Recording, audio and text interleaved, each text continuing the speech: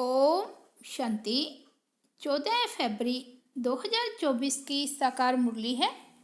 बाबा बोले, मीठे बच्चे अंतर्मुखी हो, अपने कल्याण का ख्याल करो।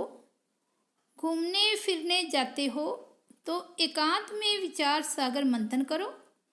अपने से पूछो, हम सदा हर्षित रहते हैं। आज का प्रश्न है, रहम दिल बाप के बच्चों को अपने पर कौन सा रहम करना चाहिए। जैसे बाप को रहम पड़ता है कि मेरे बच्चे कांटे से फूल बने, बाप बच्चों को गुलगुल बनाने की कितनी मेहनत करते हैं, तो बच्चों को भी अपने ऊपर तरस आना चाहिए कि हम बाबा को बुलाते हैं, हे पतित पावन आओ फूल बनाओ। अब वे आए हैं तो क्या हम फूल नहीं बनेंगे। रहम पड़े तो देही अभिमानी रहें। बाप जो सुनाते हैं उनको धारण करें। ओम शांति। यह तो बच्चे समझते हैं, ये बाप भी है, टीचर भी है, सतगुरु भी है। तो बाप बच्चों से पूछते हैं कि तुम यहाँ जब आते हो तो इन लक्ष्मी नारायण के और शिरडी के चित्र को देखते हो। जब दोनों को देखा जाता है तो एम ऑब्जेक्ट और सारा चक्र बुद्धि में आ जाता है कि हम देवता बनकर फिर ऐसे सीढ़ी उतरते आए हैं। यह ज्ञान तुम बच्चों को ही मिलता है। तुम हो स्टूडेंट, एम ऑब्जेक्ट सामने खड़ा है। कोई भी आए तो उनको समझाओ, यह एम ऑब्जेक्ट है। इस पढ़ाई से यह देवी देवता जाकर बनते हैं, फिर 84 जन्म की सीढ़ी उतरते हैं, फिर रिपीट करना है। बहुत इजी नॉलेज है, फिर भी पढ़ते पढ़ते ना पास क्यों हो पढ़ते हैं। उस जिस्मानी पढ़ाई से भी यह ईश्वरीय पढ़ाई बिल्कुल सहज है। एम ऑब्जेक्ट और 84 जन्मों का चक्र बिल्कुल सामने खड़ा है। यह दोनों चित्र विजिटिंग रूम में भी होने चाहिए। सर्विस करने के लिए सर्विस का हथियार भी चाहिए। सारा ज्ञान इसमें ही है। यह पुरुषार्थ भी हम अभी करते हैं। सतो प्रधान बनने के लिए बहुत मेहनत करनी है। इसमें अंतर्मुखी हो, विचार सागर मंथन करना है। घूमने फिरने जाते हो तो भी बुद्धि में यही होना चाहिए। यह तो बाबा जानते हैं कि नंबरवार हैं। कोई अच्छी तरह समझते हैं तो जरूर पुरुषार्थ करते होंगे अपने कल्याण के लिए। हर एक स्टूडेंट समझते हैं, ये अच्छा पढ़ते हैं। खुद नहीं पढ़ते हैं तो अपने को ही घाटा डालते हैं। अपने को तो कुछ लायक बनाना चाहिए। तुम भी स्टूडेंट हो, सो भी बेहद बाप के।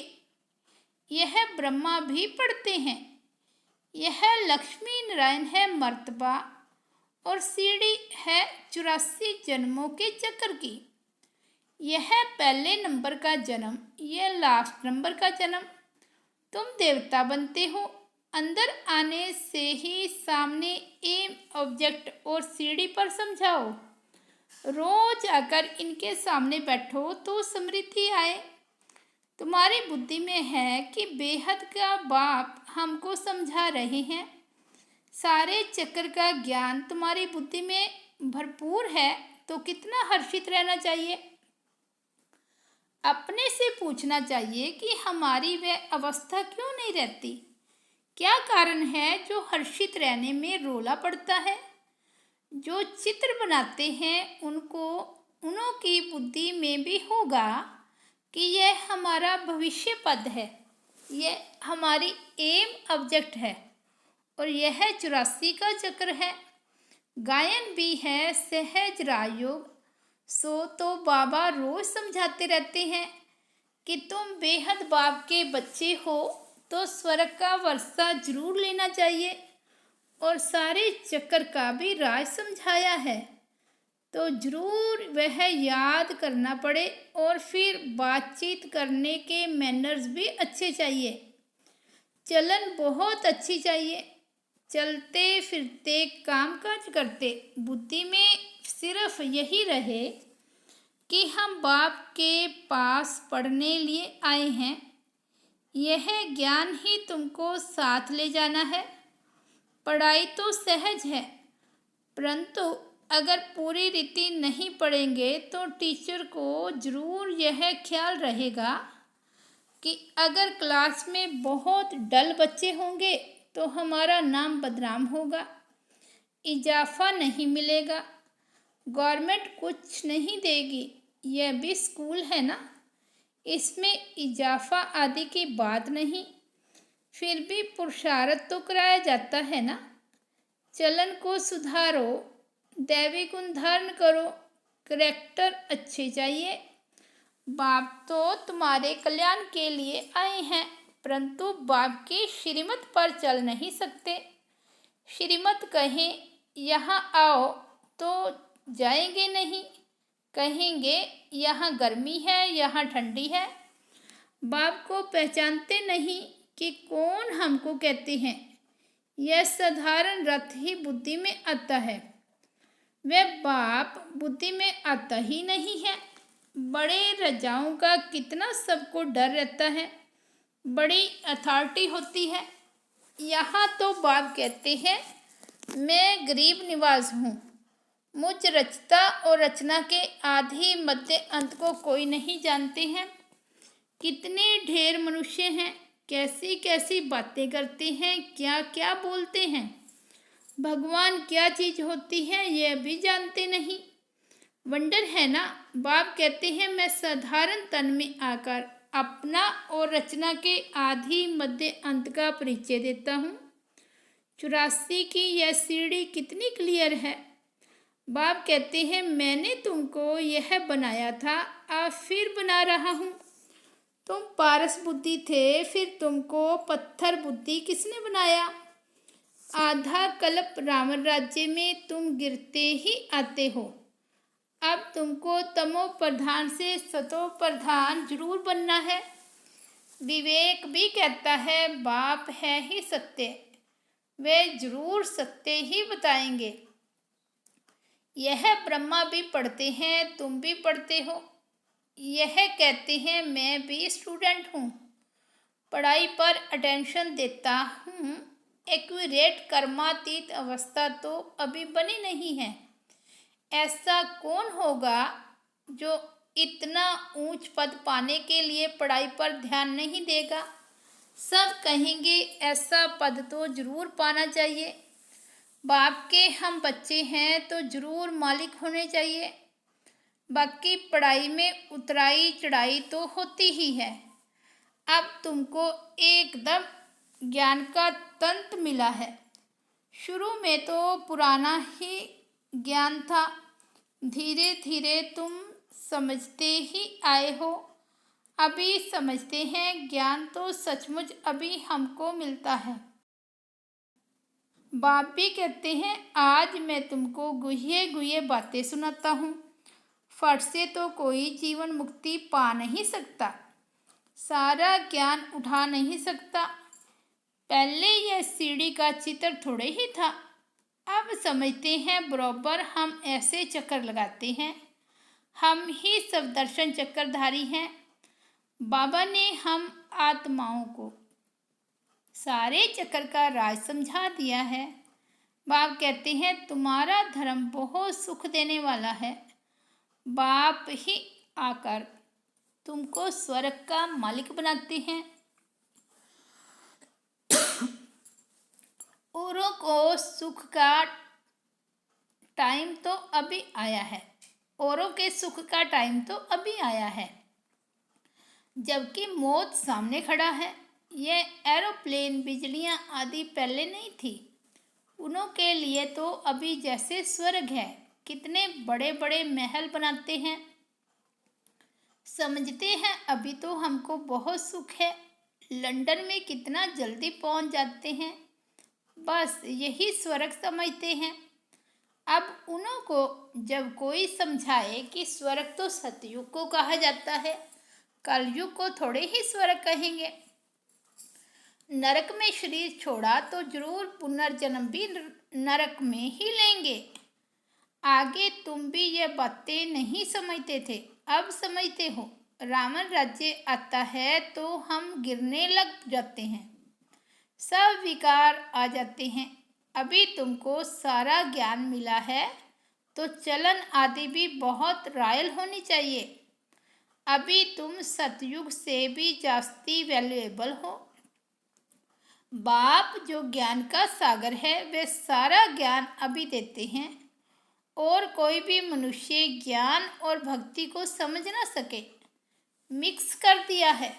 समझते हैं शास्त्र पढ़ना ये ज्ञान है और पूजा करना भक्ति है।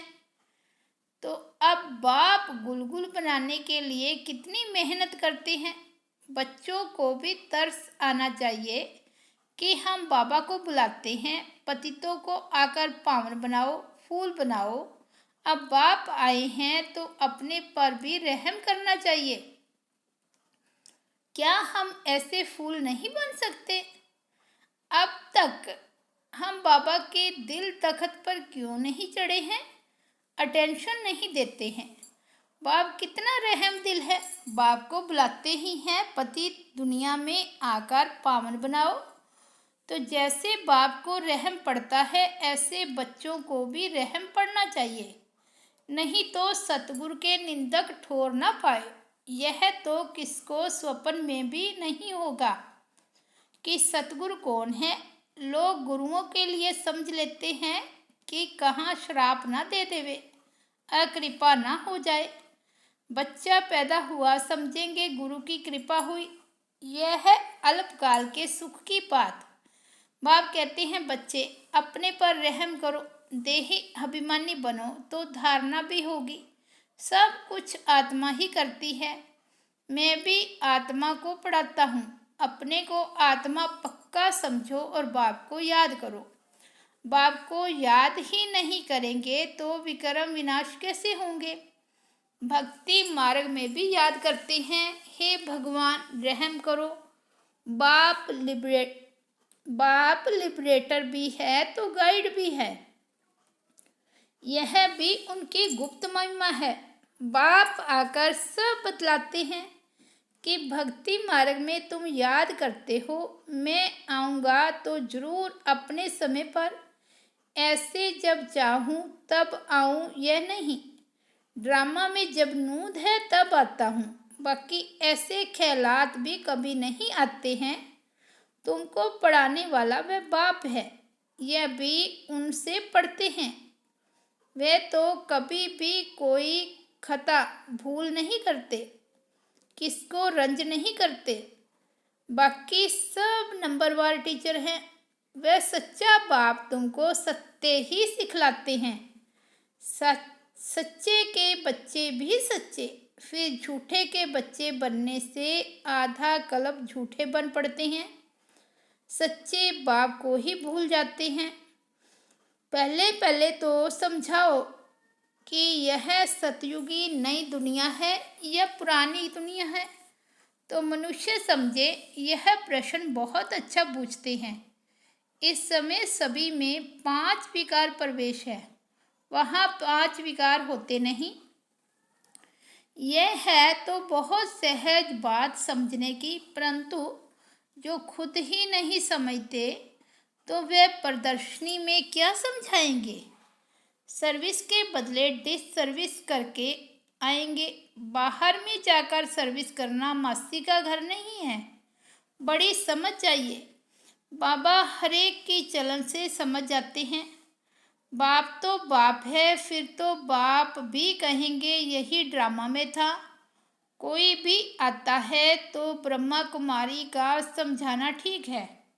नाम भी ब्रह्मा कुमारी ईश्वरीय विश्वविद्यालय है, नाम वाला भी ब्रह्मा कुमारियों का होना है। इस समय सब 5 विकारों में घिरे हुए हैं। उन्हों को जाकर समझाना कितना मुश्किल होता है। कुछ भी समझते नहीं हैं, सिर्फ इतना कहेंगे ज्ञान तो अच्छा है, खुद समझते नहीं हैं। विघ्न के पीछे विघ्न पड़ता रहता है, फिर युक्तियां भी रचनी पड़ती है। पुलिस का पहरा रखो, चित्र इंश्योर करा दो। यह यज्ञ है, इसमें विघ्न जरूर पड़ेंगे। सारी पुरानी दुनिया इनमें स्वाह होनी है, नहीं तो यज्ञ नाम क्यों पड़े। यज्ञ में स्वाह होना है, इसका रुद्र ज्ञान यज्ञ नाम पड़ा है। ज्ञान को पढ़ाई भी कहा जाता है। यह पाठशाला भी है तो यज्ञ भी है। तुम पाठशाला में पढ़कर देवता बनते हो, फिर यह सब कुछ इस यज्ञ में स्वाहा हो जाता है। समझा वही सकेंगे जो रोज प्रैक्टिस करते रहेंगे। अगर प्रैक्टिस नहीं होगी तो वे क्या बात कर सकेंगे। दुनिया के मनुष्यों के लिए स्वर्ग अभी है, अल्पकाल के लिए। तुम्हारे लिए स्वर्ग आधा कल्प के लिए होगा। यह भी ड्रामा बना हुआ है। विचार किया जाता है तो बड़ा वंडर लगता है। अब रावण राज्य खलास हो, राम राज्य स्थापन होता है। इसमें लड़ाई आदि की कोई भी बात नहीं। यह सीढ़ी देख लोग बड़ा वंडर खाते हैं।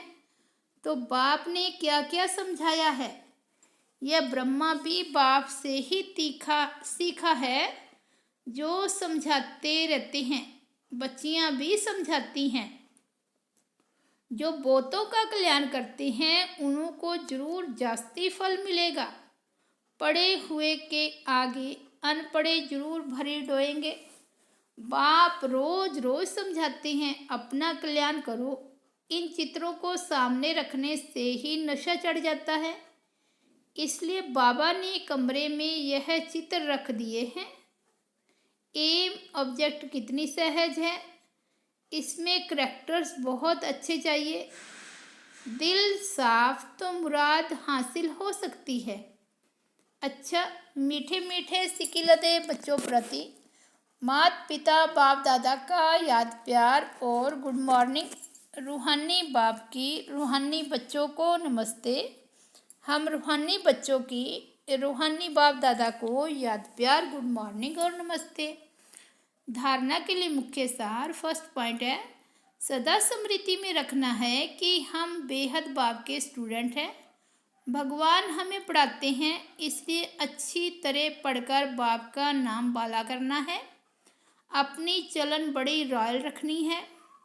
सेकंड पॉइंट है, बाप समान रहम दिल बन कांटे से फूल बनना और दूसरों को फूल बनाना है। अंतर्मुखी बन अपने व दूसरों के कल्याण का चिंतन करना है। वरदान है, हलचल में दिल शिकस्त होने की बजाय बड़ी दिल रखने वाले हिम्मतवान भव। कभी भी कोई शारीरिक बीमारी हो, मन का तूफान हो, धन में या प्रवृत्ति में हलचल हो, सेवा में हलचल हो, उस हलचल में दिल शिकस्त नहीं बनो, बड़ी दिल वाले बनो। जब हिसाब किताब आ गया, दर्द आ गया, तो उसे सोच सोचकर दिल शिकस्त मत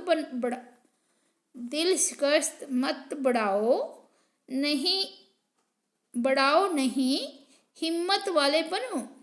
ऐसे नहीं सोचो हाय क्या करूं, हिम्मत नहीं हारो। हिम्मतवान बनो तो बाप की मदद स्वतः मिलेगी। स्लोगन है, किसी की कमजोरी को देखने की आंखें बंद कर मन को अंतर्मुखी बनाओ। अच्छा, ओम शांति। तो ये थे 14 फरवरी 2024 के बाबा के अनमोल महावाक्य। मुरली की हेडलाइन है, मीठे बच्चे अंतर्मुखी हो, अपने कल्याण का ख्याल करो। घूमने फिरने जाते हो तो एकांत में विचार सागर मंथन करो। अपने से पूछो, हम सदा हर्षित रहते हैं। ओम शांति।